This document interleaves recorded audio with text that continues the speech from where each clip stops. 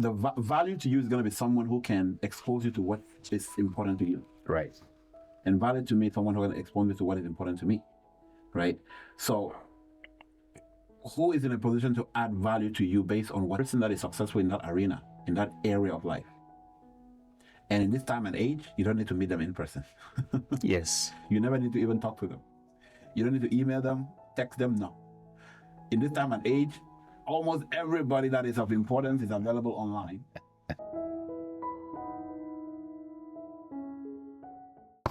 Hello, viewers. Thank you for tuning in today. This is the Wisdom Bank podcast studio. I'm your host for today, Mr. Innocent.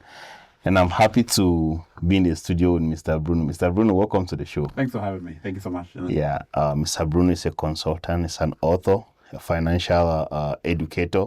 So he can hold your hands to really guide you, to really educate you, and to really pave the way and open your eyes in some of the hidden mysteries when it comes to finances. And also, too, he has really buttressed a lot of educational stuff in his 2 books, which I really love them. And I recommend that you check them out on Amazon, Financial Literacy, and also on stock. Mr. Bruno, thank you so much for coming in today. Thanks for having me. And as always, thank you. Awesome. Yeah, so in our past shows, when we were breaking down the ABC or the one-on-one aspects of financial literacy, there was one key topic that, not a topic, one point that you made that really stuck out, which we promised ourselves that we're going to run it as a show. It was networking. We're discussing about the difference between wealth and riches. And you mentioned networking. And there was so much that you could go deep, but because of the constraint that we had, you just had to really narrow it down. My first question to you, looking back, what will your career have looked like today without networking? Just roll the dice back before becoming a financial consultant. The power of networking and association is so powerful. I remember they say your network determines your net worth. And net worth doesn't necessarily mean money. It means knowledge, means advice, upbringing, attitude, and all whatnot. But let me give you a backstory. When I came to the U.S. when I moved to Minnesota anyway, in 2017, the community I came into, the environment, the network of people that I was associated with, had an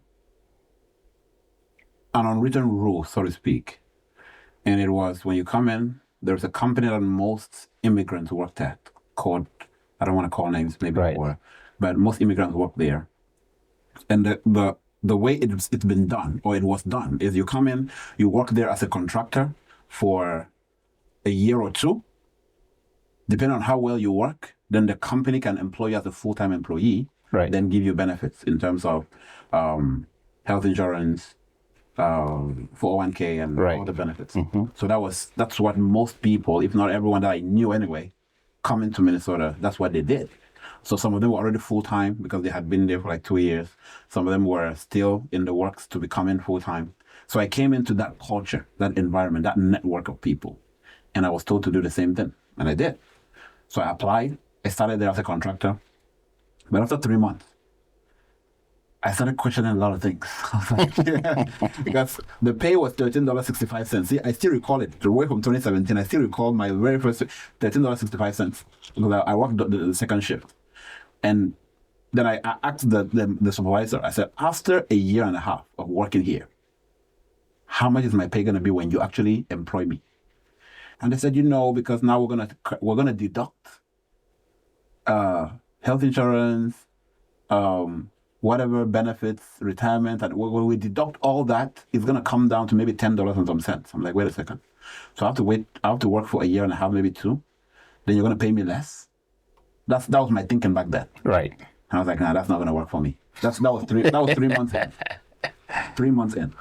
So I applied to a different location. It was the same company but a different location, which was about 30 minutes away. This one was 10 minutes from home, from where most of my community lived. 10 minutes. So it was easy to just commute there.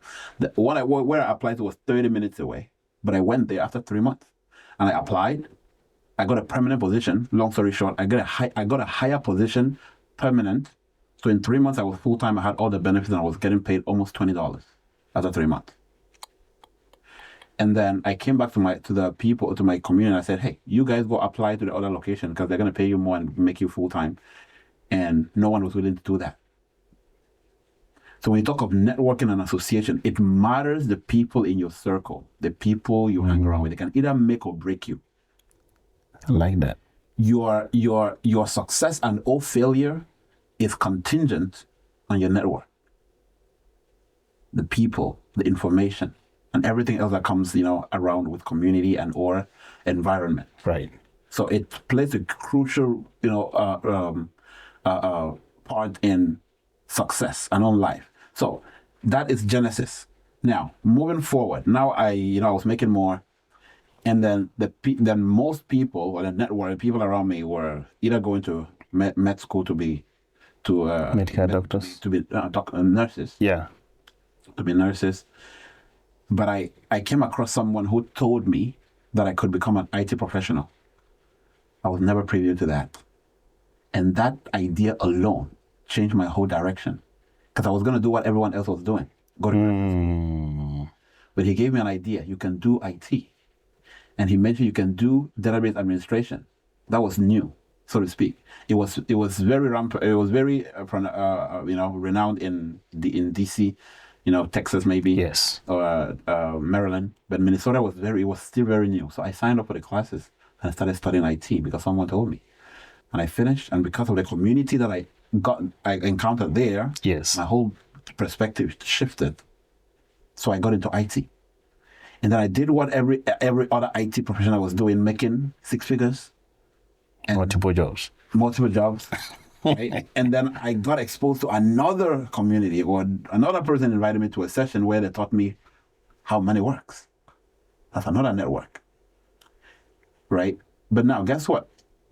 Because I am open-minded, right, to identify different settings and take advantage of the different exposures, that's the only reason I've been able to leverage all of this.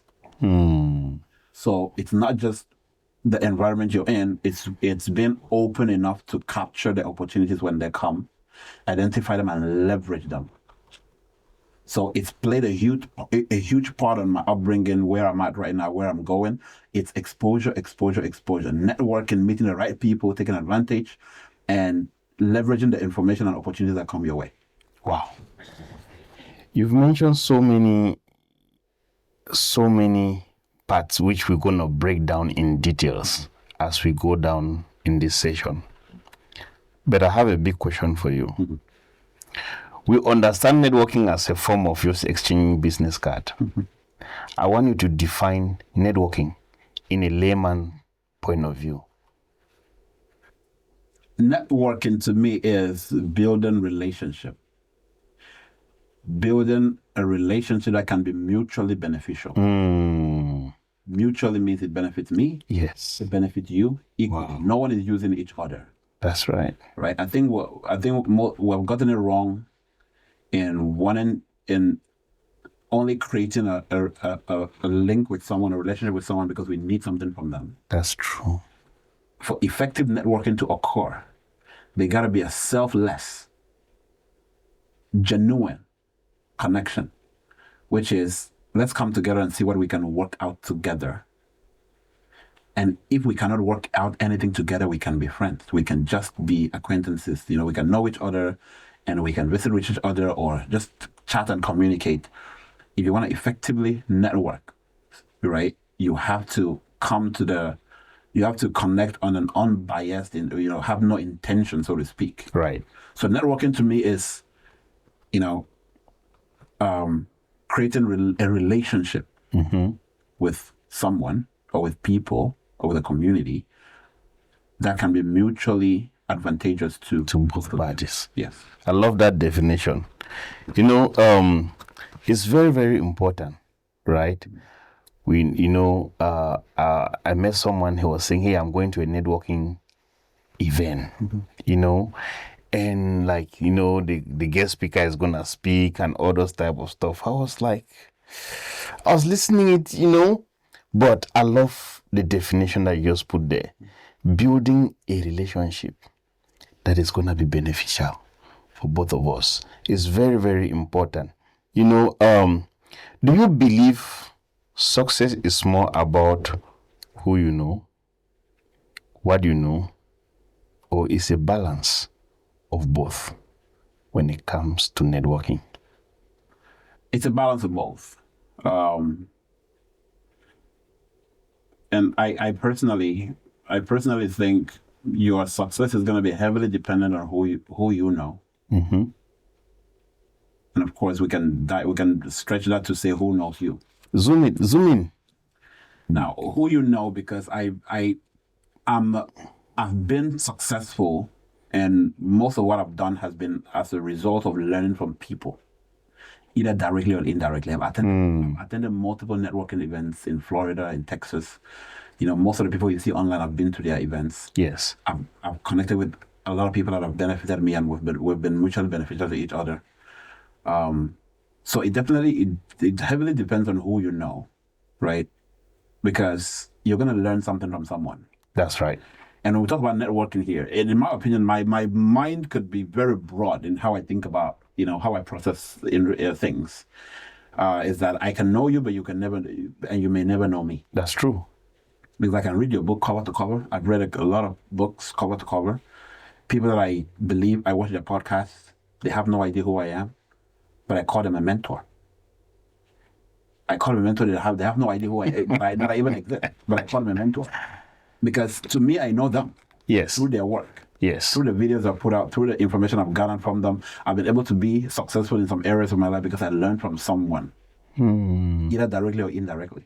And that's a great part of networking that we don't really understand, because we've limited our minds to think that networking is just all about me know you and you know me, and we've exchanged business card. I can pick up a phone, give you a call, you can call me, and we think that that's all about networking. No, it doesn't end there. Wow. Networking stretches to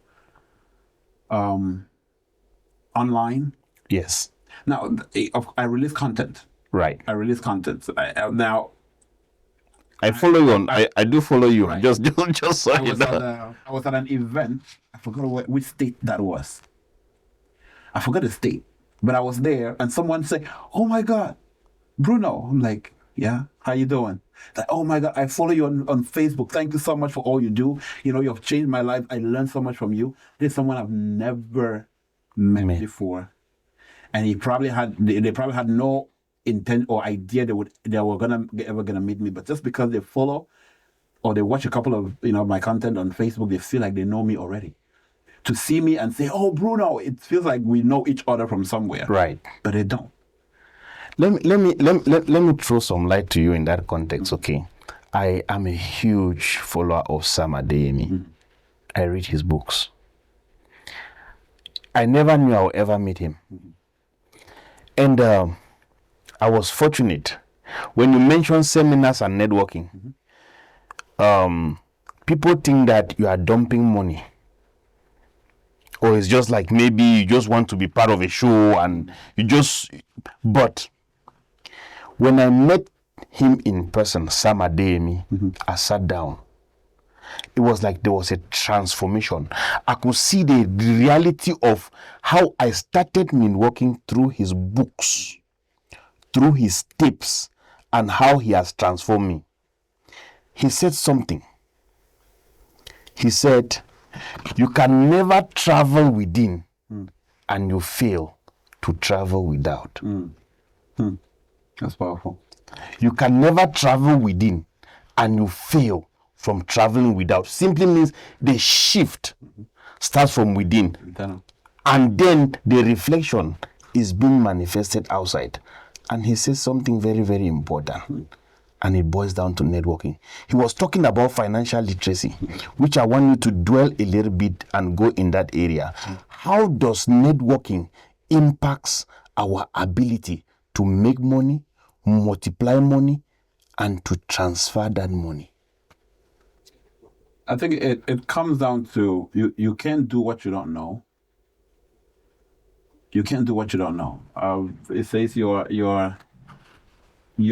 perspective of life is limited to your level of exposure. And if wealth doesn't come naturally to you because maybe you were not taught wealth, you didn't grow up in a background that normalized financial literacy, your perspective of life is going to be limited to what you've been exposed to, right? Maybe money being a bad thing, money only comes to, people who are dubious, right, who are criminals, right. Those are the only people that should get rich, and that's a mindset a lot of people carry around, by the way. And they're surprised why money eludes them, why money doesn't come close to them, because of this, shift. So yes, networking plays a vital part in whether or not you build wealth, financial literacy. I told you my story from earlier. Right. I've gotten to where I'm at right now because of networking, right, exposure. I've attended seminars of people that have done what I'm trying to do. People that have walked the path I'm trying to walk in right now. People that have achieved the success and have done the things that I'm trying to do. And when you network and get in a room with someone like that, they're giving you 30 years of real life experience in an hour, in 2 hours. What that does is compress time frame. That's true. Which means, if you read Adeyemi's book, Dr. Adeyemi's book, right? Yes. If you read his book, you're reading real life experience. He had to try and fail and try and fail and try and fail and only write what worked. He documents what worked. So if you network with him, you learn only what worked, which means you're saving yourself from a lot of the mistake that he did, maybe unknowingly, that he had documented, and all and you can capture that and maybe propel your life a little bit forward. So networking plays a huge part on whether or not you can learn how to build wealth, learn how to invest, learn how to save, understand financial literacy. You cannot do without networking. You are taking me. You mentioned something about we believing that networking is kind of like form of a scam or something. Yesterday, I was with a group of friends and we're discussing. And we're talking on the fact that nobody makes clean money. Mm-hmm. I was trying to break that myth. They were saying like the wealthy people is a ring of people that have sucked themselves into something. I said, and they are trying. They were trying to discredit genuine networking, right? Don't get me wrong. There are circles that all those things do exist. But what I want to put out there is that there are still genuine forms of networking. And I love the way you lay down the foundation, right? Where you didn't mention the fact that it's not all about meeting the person in person. Meeting someone for example, I hold Miles Monroe to very high standard. I've never met him. He has passed away. I read his books. I listen to his tapes, right? I've never met Steve Harvey. I listen to his books. I follow Cosmas Maduka. I've never met him, right? In my office, I have his picture, right? That's to tell you because when you listen to his teaching, it really guides you, right? I'm trying to lay the ground here for my next question, right? How can someone add value to you before you consider or before you start to think of networking with that person? Doesn't mean like, can someone add value to you before you network with the person, or you can network with the person before the person adds value to you? So I may go down to even ask what is value, or what you consider value. Give that definition. Right? Yes. Because value to you may not be value to me. Right. So our different expectations, your pain point can be marriage. My pain point can be fitness. Your pain point can be finance, but my pain point is, I don't know, acting or, something else, or soccer, for example. So the value to you is going to be someone who can expose you to what is important to you. Right. And value to me is someone who can expose me to what is important to me. Right. So who is in a position to add value to you based on what you're looking for? Right. So you first of all have to define what kind of value you're looking for that is important to you at that point in time, of course. And if finance is what is valuable to you, if fitness or whatever, then you find key people of influence. Key people of influence here is the person that is successful in that arena, in that area of life. And in this time and age, you don't need to meet them in person. Yes. You never need to even talk to them. You don't need to email them, text them, no. In this time and age, almost everybody that is of importance is available online.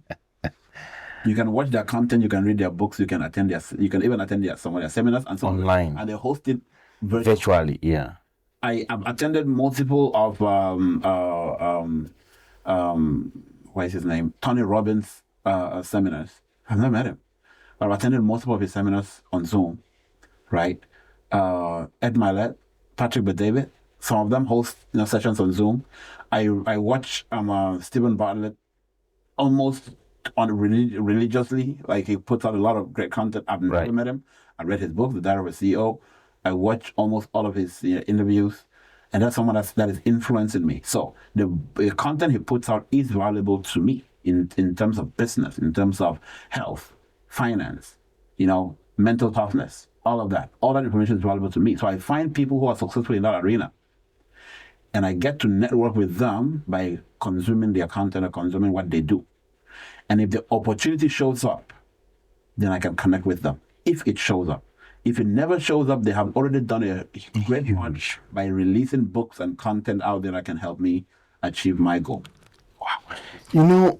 This subject of networking is something that I don't think that we really have an understanding of it. I love the aspect of which you are taking it from. Physically, that's how we believe networking is all about. I need to know you. You need to know me. You get the point. But I love the dimension of which you are taking it. I don't need to know you to network with you, but I need to look at the value that you are adding to me based on the vision, mission, and purpose of which I have. That becomes the yardstick that I can now say, okay, let me go detail with you. I want you to really make our viewers to really understand that aspect, that networking is not all about meeting be it your mentor, be it whoever you're following, right? I want you to expand on that aspect. Now, our community, predominantly immigrants, last year, I hosted an event. I put together an event. I'm going to put it together sometime this year again. It's called Entrepreneur Summit. And the whole purpose or the whole idea behind it is, last year I attended a lot of networking events put together by Patrick Bet-David in Florida. I paid thousands of dollars just to be in the room, and you when you get in a room like that of about 4,000 people, 4,000, there's a section, there are different tiers. The lowest tier, I think I paid about $900, almost $1,000 just to be in the room. Then I was going to pay my flight, hotel, everything. That's secondary. Then there's a second tier to that. And people were paying about $2,000 just to be in that same room. There's another tier above that. People paid about almost $9,000 just to be in that room. There was another tier that people paid about $18,000 to about $20,000 just to be in that same room. Wow. Okay. So networking is one thing that's lacking from our communities. One of the reasons why I think we're not advancing in terms of business collaboration is because we have failed to master what other communities have really honed in. which is sharing information. So networking. So I put together that event, and my whole idea, I reached out to a couple of business owners. They were going to pay me $0. I was hosting it. I rented the hall. The visuals, I was going to do the visuals. Everything, I just needed to show up and talk. And just share your story. What you do. Yes. That's all I needed for you to do. And you know, some business owners still turned me down. Wow. Yep. I reached out to them. I said, hey, I'm putting together a networking event just for you to come share. What do you do for the community? What services do you offer? All right. That's all you need. Just show up, and you have 5 minutes to 10 minutes. Tell us what you do, what services you offer, and have people understand what you actually do for the community, right? And it was my way of, because I've attended a lot of networking events to see how when we all come together, we can build something really solid and progressive. Right. But I saw that lacking in our community. So I put this together. And it was, to a degree, very successful, because I was trying to gather a lot of data by doing that. And I put it together. We had a couple of very amazing speakers, that actually, committed to doing it. Amazing. They came out, they shared what they do. There was a Q&A session, and I put that together.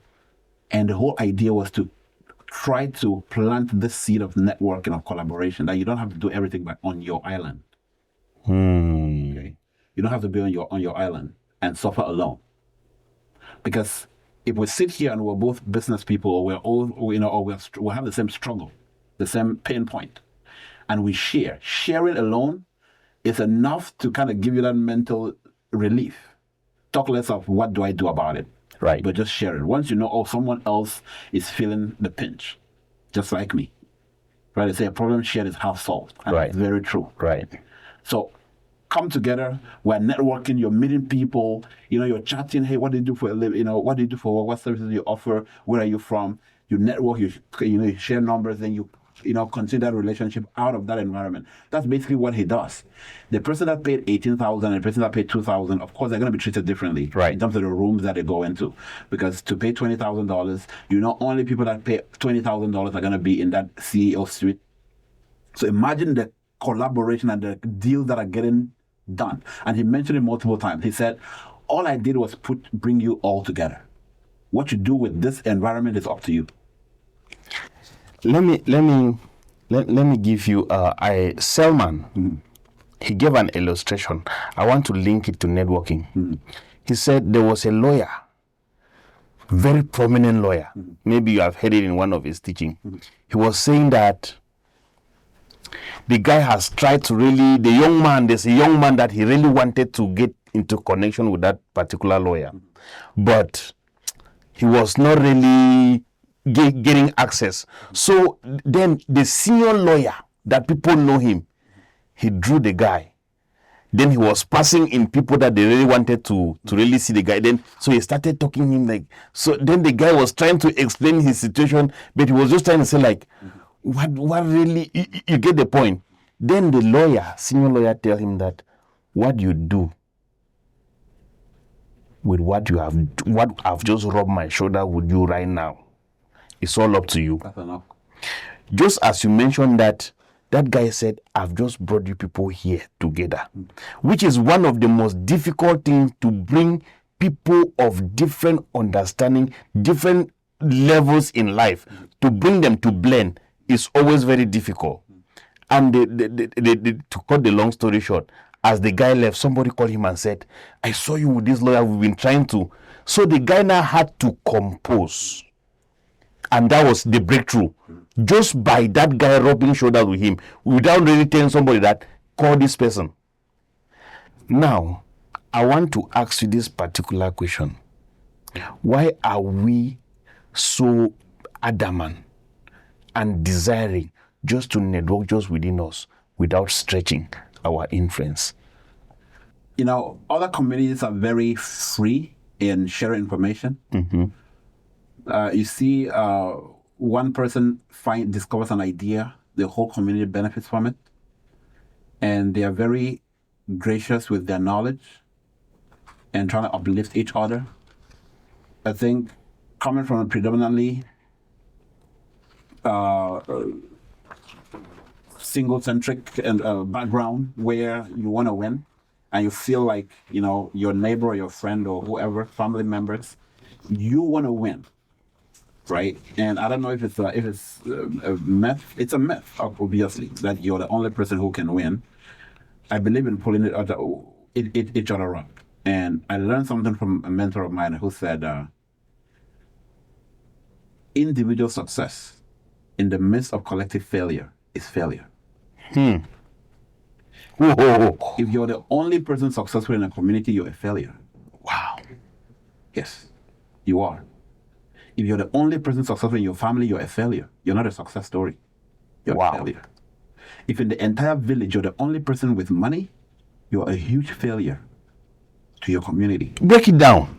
Obviously, because it means if something was to happen to you, that community is down to zero. Whoa. That even if you empty your tank of knowledge to me, I'm not even going to come close to your cake. And other communities have understood that. That's why if they discover that real estate is working, the Jews have figured out how this works. Yes. That's why they don't joke around. If they discover real estate is working, everyone goes into real estate. It's not I'm going to do it alone because I don't want to invite you. So no. The real estate market is huge. You can't buy all the houses alone. Right. You cannot. And there are different aspects of real estate. When they see banking is working, that's why they are huge in banking. When they see banking is working, they all go into banking. When they see an industry is working, they all flood into it, and everyone, takes a piece. Capitalize on it. And it never runs out. So I think our community is yet to realize that success has to be collective. If you've figured out how a group home works, and you've been privileged to figure it out and open, and you have businesses running, the best thing you can do for yourself and for the community is share that knowledge. I don't mind if you charge it. At least charge it. Be a consultant. Right. And say, if you need my services, I'm going to give you the blueprint of how this works for a fee. But when you say, nah, I'm not showing this to nobody, I'm not teaching nobody, it's on me, let me succeed so I can be, the main point of focus. To me, that's failure. Never be so rich that all you have is money. If I'm paraphrasing, you're broke if all you have is money. You need people. Right. He talks about the universal currency that answers in any nation you need to at empower. any moment. Yes. If you get to a point where you're selfless in giving out your information, you can empower a lot of people. There is a young man out there, a young woman out there who just need to hear your story. How did you do it? And that can inspire them to go replicate. Maybe not do the exact thing you did, but that inspires them to do something. And that is the part I think we're missing in our community. I love what the psalmist says. Let me give a reference. Psalms 119, verse 111. He says, I got more understanding because of the testimony of my teachers. So testimonies is always a product of networking. Because you remember we laid the ground where we did mention the fact that you don't really need to meet someone physically. Just by following, because look at these big people. We're talking about Seaman here. He has impacted that. We've never met Seaman. I've never met Seaman, right? I was studying his work today. You see? Yep. Okay. Every day, I listen to at least 10 to 20 shots about Joshua Seaman. I listen to Cosmas Maduka. I listen to Miles Monroe. I have one of his books that I'm reading right now, right? Steve Harvey is also someone that I listen to. So basically, these are people that they can tell you how, if you hear the story of Steve Harvey, he loves to use it so much. And also Les Brown. Yeah. These are people that they talk, this guy, I bought one of his books, Maxwell.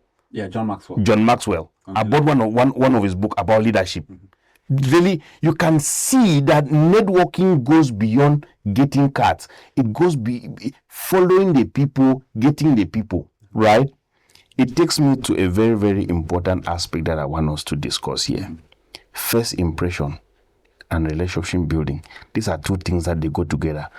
Because Now, how important is first impression when it comes to networking? It's everything. I think we use the quote: "A book, you cannot judge a book by its cover," but in networking, yeah, you don't judge a book by its cover because you have no idea what is embedded in the book. Right. That's the psychology behind it. You're right, but I'm sorry to say, in networking, it matters how you present yourself, how you appear, how you carry yourself. Yes. How you come, people judge you first by your appearance before they even get the opportunity to peel the pieces and see what you're all about. So you may be valuable in terms of what you know and what you can do for people, but they're not going to give you the time of day if their first instinct of you is rude, if their first instinct of you is disrespectful, if their first instinct of you is loud, if their first instinct of you is arrogant or shabby. Right? Now I'm getting to understand all that. I had no idea what all that was about, but networking helped me, expose me to it. That the way I show up even at Walmart determines whether or not someone gives me a time of day. The way I show up at a bank, and I've done this. I've experimented on all of this, by the way. It's not just theory. I've shown up to... This is fun. I've shown up to Walmart wearing PJs or just wearing a casual T-shirt. Right. And no one gives you a time of day. Even the Walmart employees looking at you like, excuse me, they're looking at you like, okay. But I show up in a suit. The treatment is different. Excuse me, the attention is totally different. Right? And in networking events, in networking settings, if you're going to go meet people you know can be valuable to you, you have to show up and represent what you're looking for. If you show, even if they're polite enough to talk to you, in their mind, they're probably dismissing you already, or they've already dismissed you. So it's important how you carry yourself. First impressions matter in a business setting, in a professional setting, in how you want to be perceived. You have to represent yourself. And guess what? There's a huge resume on everyone out there, whether you like it or not. Social media. Let me chip in a little bit here. There's a book I'm writing. It's called The Power of Dressing. You shared that with me. Powerful. I can't. How it closes destiny or it opens doors for you. Right? And there's one of my quotes that I wrote. The way you dress determines how you'll be addressed. And that is, I never knew that. You just mentioned here that your physical appearance plays a very big role in when it comes to networking, which takes me to my question. What will make someone memorable after just one conversation when it comes to networking? How you made them feel. I think how you made them feel is going to have a long-lasting impact on whether or not they remember you. So we're talking about networking here, and let's assume we're at a networking event. We have 100 people in there, and you had the opportunity to talk to every single one of them. Who are you going to remember the most? Is the person that makes you feel a certain way. For example, if we both show up to an event, and I say, oh my Lord, that suit is to die for. It fits perfectly on you. I've never seen someone wear a suit like you. Like, where do you come from? That alone has already opened more doors. It's opened way more doors than you can ever think, because everyone else is going to say, hey, how are you? My name is Bruno. My name is this. What do you do for a living? But I personalized our encounter. I made you feel valuable. I made you feel the spotlight. Everyone wants to be appreciated. So the way I make you feel, maybe I crack a joke, maybe we laugh about it. I find out what you're all about, right? If your name is Innocent, and I can relate. I say, oh, my dad's name is actually Innocent too, right? Or my cousin, or we find a common ground. how do I make you feel when we encounter each other is going to play a huge part in whether or not I remember you after that encounter. You know, you mentioned something very important. I want us to shift gear here a little bit. We are in a digital age era. Facebook, TikTok, Instagram, YouTube, LinkedIn, name all the social media feeds, right? I want you to break down what are some of the mistakes that we do using this online platform that tends to impact or hinder our ability to network the right way. You know, if you ask people a couple of years ago, we knew Facebook was to go watch funny movies or funny skits and all. Social media was for fun. Right. A couple of years ago. Right. Times have changed. Times have changed. The dynamics have changed. The dynamics have drastically changed. And if you keep using Facebook the way you did years ago, you are hurting your future opportunities, if not current. Because right now, it used to be, I know you, you know me physically. We know each other. All right. We have exchanged contact, we have met, or someone has introduced us. Then we know each other. Facebook was to go post your whatever, pictures of the food you're eating. Right. You're hanging out with friends. Yeah. But times have changed. LinkedIn was more professional, post your, professional pictures on there. But now your resume, first impressions even start from online. Before someone meets you physically, they already determine if they like you or not. And you're wondering why you meet some people and they're like, they're very cold towards you. Right. And you're wondering, I've never met this person before. But they've already read about you. They? Because right now, no one needs to meet you to know you right now. That's right. I can almost tell, or I can almost build a relationship with you solely from just watching you online. Because right now, if I'm doing it, and a lot of people are doing it, thousands, even millions of people are doing it. When I hear a name, let's say I'm watching a podcast and the name is thrown in there. I just research. Adeyemi, for example. Right. Just mentioned the name earlier. Sam Adeyemi. If I don't know who that is, where do you think I'm going? Google. Then Instagram, then Facebook. I've never heard this name before, but guess what? I've already watched 2 or 3 or 4 of his content. I've gone to Facebook and see what it's all about. Right. So guess if I meet Sam Adeyemi tomorrow? You're not stuck. Exactly. I already know you. First impression is already made. So it's not you meeting me physically. So what you put online is very, very important. It plays a huge part on whether or not you can network to succeed. So you got to start treating social media, from you're a brand, by the way. You're a brand. And you have to represent your brand. So what you put out there has to represent your brand. And if you're positioning yourself as a leader, as a businessman or woman, as a mentor, as an expert, you have to represent what you represent. So your social media has to reflect who you are, because your people are gonna determine whether or not they can do business with you or network with you way before they ever meet you. Way before. Let me give you some sense of the statistics that I read online. It takes 7 seconds for someone to read you. And from that data, it states that 7 seconds will last forever. They said you cannot erase the 7 seconds first impression that somebody have about you. Which means that you might be good, but because you started the tune right, they always say when you are doing like interview prep, they always say like the first 5 seconds of that interview will determine how it's gonna go.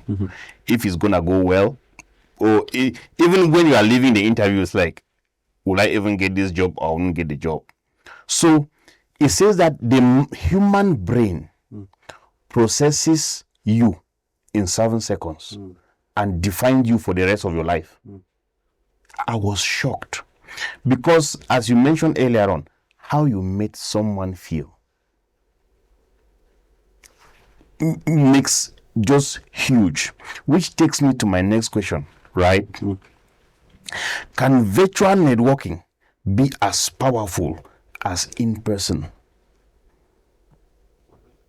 I coach people virtually and in person. That's what I do on a daily.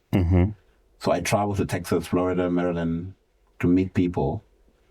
The feeling when I meet you physically is different from if we're just talking on Zoom or virtually, right? Or Facebook Live or whatever. It can be just as powerful, but meeting people physically creates a different atmosphere, feeling, right? It humanizes everything. It makes everything real.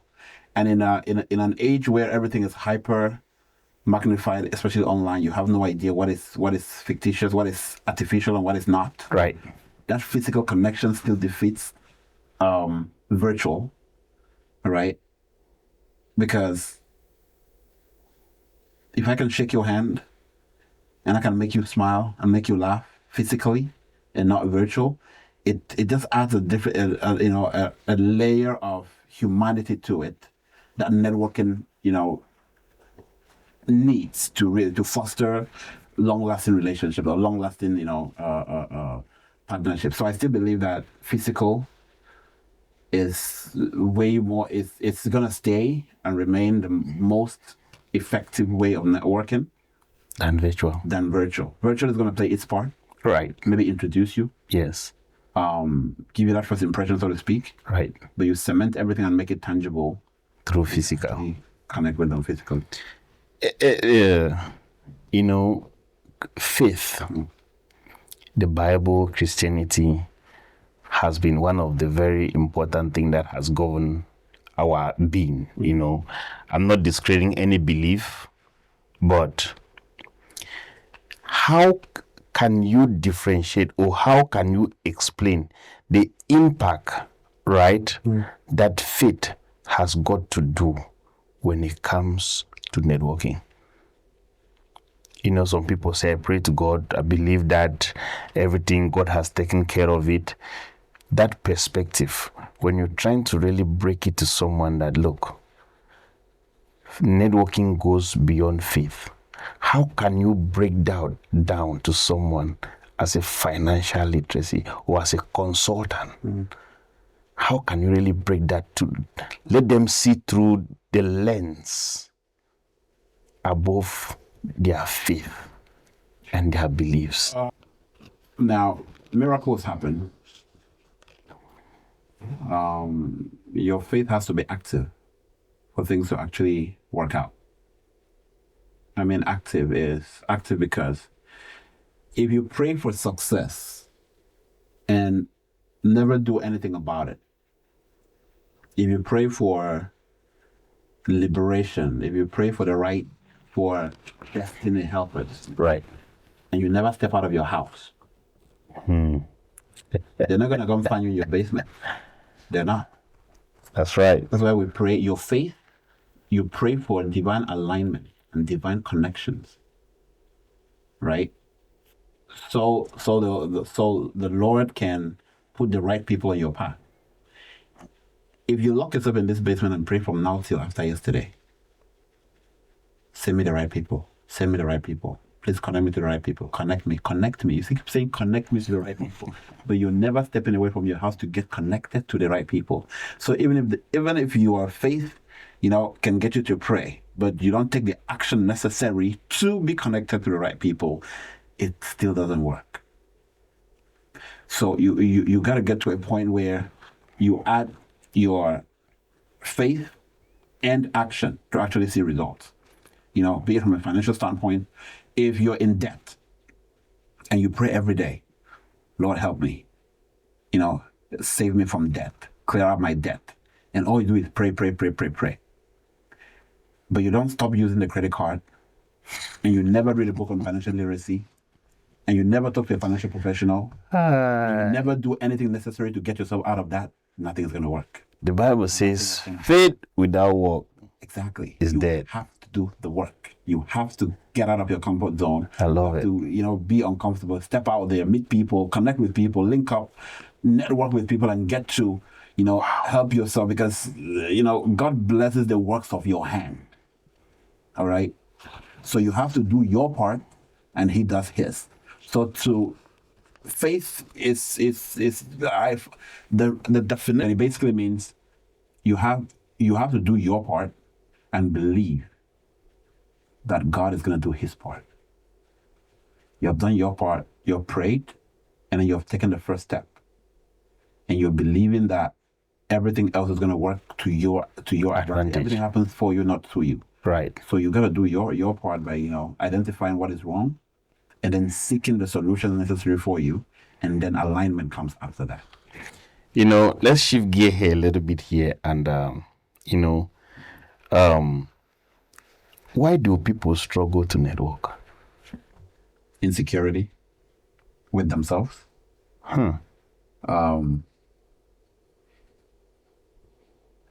If you are free given, if you are comfortable with yourself, and you don't have any ulterior motives, and you're genuine in your dealings, you have no problem networking with anybody. Whoa. Yes, you should not. As far as I'm concerned, or as far as I know anyway, yes, you only feel insecure, or you don't want to network with people because you feel that they have the same, they have the same motives as you. Because if your motives are malicious or self-serving, then you're going to assume everyone else is like that. Oh. So if you're connected with me just because you want to take advantage of me, you're going to feel like, if I accept the connection, it's because I want to take advantage of you. So that limits your ability to network with me or to connect with me. But if I'm genuine in the fact that I'm connecting with you because I feel that I can benefit from you, right, and you can benefit from me, we should not have a problem connecting with each other. That's true. We should not. That's true. Whoa. So if the mindset is right, everything should fall in line. Basically. So why would I put an event together that I'm funding? I'm paying for it. Right. All you need to do is show up and tell us about your business, and you feel there is something else I need from you. It makes zero sense if you didn't have a limiting mindset to think that he cannot be doing this just because. Yeah. I get But the that. people that are open-minded were like, oh, definitely, sign me up. What can I do? How can I help? How can we make this even more? Do you know that I discovered something lately? Mm-hmm. Have you noticed that there's a trend right now? Successful people are really willing to sit down in podcasts and really talk their story out. Have you noticed that? Now they are. That is like they are really, if you are really someone that you're watching, you're following, you discover that that's a trend. Which takes me to my last question here, Mr. Bruno. Let's look at impact, legacy, and long life. Now, break it down to our viewers in a simple term. How can your network cycle outlive you? But you're going to be remembered more by what you leave behind, in terms of not just financial, but in terms of impact. In terms of the tools and or services that you created that can outlive you. Right. I think I said it. Someone asked me if I recall my grandpa's name. My CP asked me that, and I said I don't. I don't. Not because I hate grandpa, no.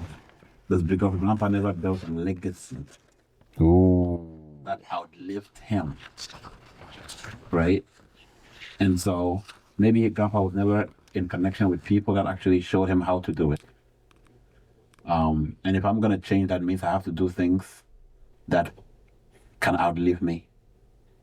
Now, everything I put in this book is things I know. Right. And have done, that have worked for me. And I've worked for the people I've coached and or mentored, right? And I figure out, well, if something happened to Bruno today, all this knowledge is gone with Bruno. Right. So how can something outlive me? So put it out in a book. Wow.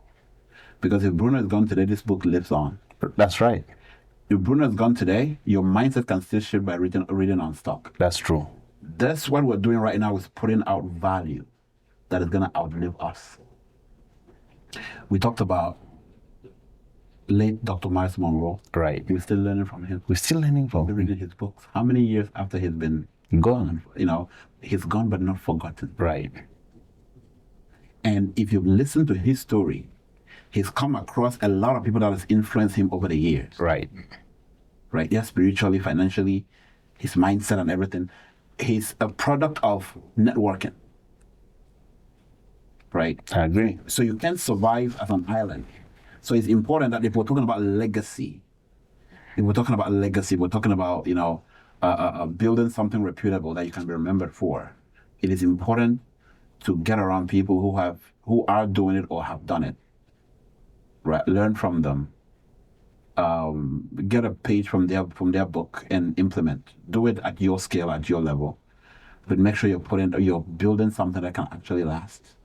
You know, not just, you know, get wiped out in your generation. Because if we're being partly spiritual, or actually spiritual here, Yes. Scripture says a good man and or woman, right? We just Right. say that. Leaves an inheritance for his Children's children. The reason I say grandpa is because I'm personally not benefiting from what grandpa left me. And if I'm gonna do it differently, it means I gotta be building something that my great grandkids can look back and say yes. Do you know something I was telling a friend? I said, my wife, I told her that we say this, that my kids will be greater than me. How? But here's the bad part. We are not great. You understand what I'm saying? Yep. That's because you're making reference to your grandpa. So I said, if you are not great, don't say your kids will be greater than you. You need to first of all be great so that your kids can be greater than you. And we're laying down the foundation that there are so many foundations that we need to unpack that were laid by our parents, grandparents. Destroy them before we start building the foundation where we can be great, so our kids can be greater than us. That's a whole show on our own. Like, you know, coming to financial literacy, we really need to separate what are the rules or what are the grounds that parents need to set. You know, it's a whole show that we're going to run on its own. In just one sentence, okay, what advice can you give someone who is afraid to network?